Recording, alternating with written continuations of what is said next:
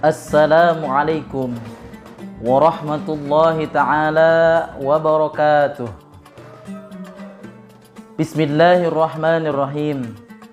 Alhamdulillahilladzi qad akhraja nata'ijal fikri li arbabil hijjah. Wassalatu wassalamu ala sayyidina Muhammadin sayyidil Mustafa wa ala alihi wa sahbihil mu'minuna ahli sidqi wal wafa. Amma ba'd. Hadirin rahimakumullah, saya teringat kepada sebuah kisah di mana ada seorang ulama besar, salah satu daripada imam madzhabul arba'ah. Siapa beliau? Yakni beliau adalah Imam Ahmad bin Hanbal. Suatu ketika Imam Ahmad kepengen sekali jalan-jalan keluar dari rumahnya. Entah tahu kenapa beliau pengen keluar aja dari rumahnya.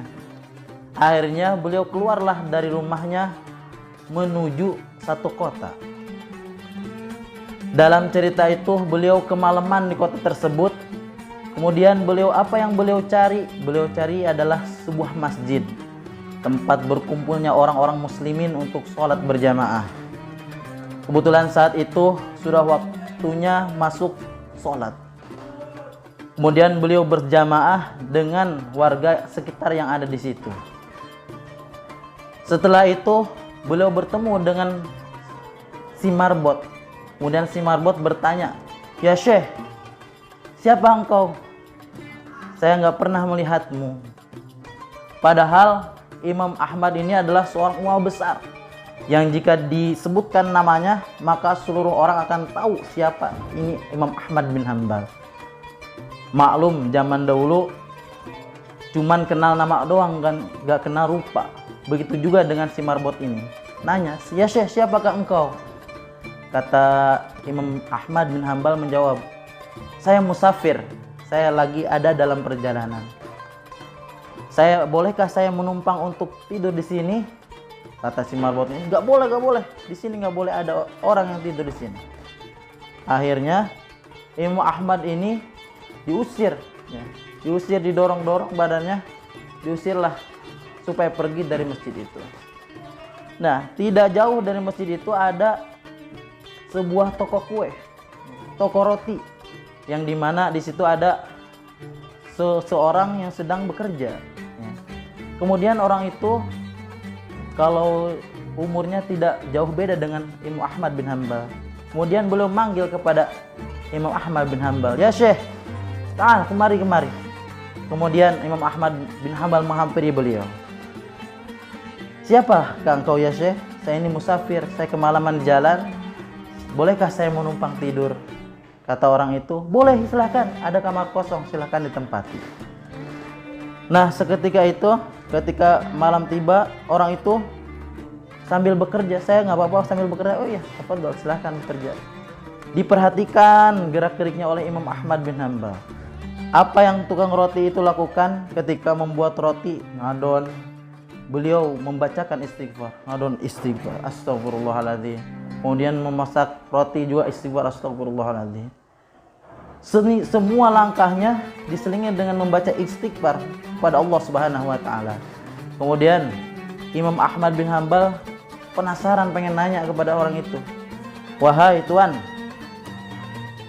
sejak kapan engkau melazimkan istighfar?" Kemudian menjawab, "Saya melazimkan istighfar sejak saya masih muda sampai sekarang, terus melazimkan istighfar." Kemudian kata Imam Ahmad bin Hanbal, "Lalu apa yang kau dapatkan dengan kau membaca melazimkan istighfar tersebut?" "Masya Allah, tabarakallah," kata orang itu, ketika saya berdoa kepada Allah Subhanahu wa taala, tidak ada satupun keinginan saya yang tidak dikabulkan oleh Allah Subhanahu wa taala. Seketika saya minta kepada Allah, langsung dikabulkan oleh Allah Subhanahu wa taala. Namun ada satu permintaan yang belum dikabulkan sampai saat ini. Apakah permintaan itu? Kata Imam Ahmad bin Hanbal, "Saya ingin bertemu dengan idola saya, Imam Ahmad bin Hanbal." Masya Allah, tabarakallah. Wahai Tuan, semua doa-doa yang kau panjatkan kepada Allah Subhanahu wa taala sesungguhnya sudah Allah kabulkan. Bagaimana? Ya Syekh, saya adalah Imam Ahmad bin Hanbal. Ketika itu langsung dipeluk sama orang itu, saking gembiranya. Nah, itulah salah satu daripada keutamaan istighfar. Ini sejalan dengan baginda Rasulullah SAW pernah bersabda, "Man lazimal istighfar ja'alallahu lahu min kulli dhikin makhraja wa min kulli hammin faraja wa razaqallahu min haitsu la yahtasib." Barang siapa melazimkan membaca istighfar, maka dia akan diberikan jalan keluar daripada setiap kesempitannya, dan dia akan diberikan kelapangan daripada kesusahannya, dan dia akan diberikan oleh Allah rizki yang dari jalan yang tidak disangka-sangka. Itulah hadirin rahimakumullah. Mudah-mudahan kita semua termasuk orang-orang yang selalu mendawamkan dan melazimkan istighfar. Astaghfirullahaladzim wa atubu ilaih. Semoga perkataan yang singkat ini menjadi ilmu yang bermanfaat.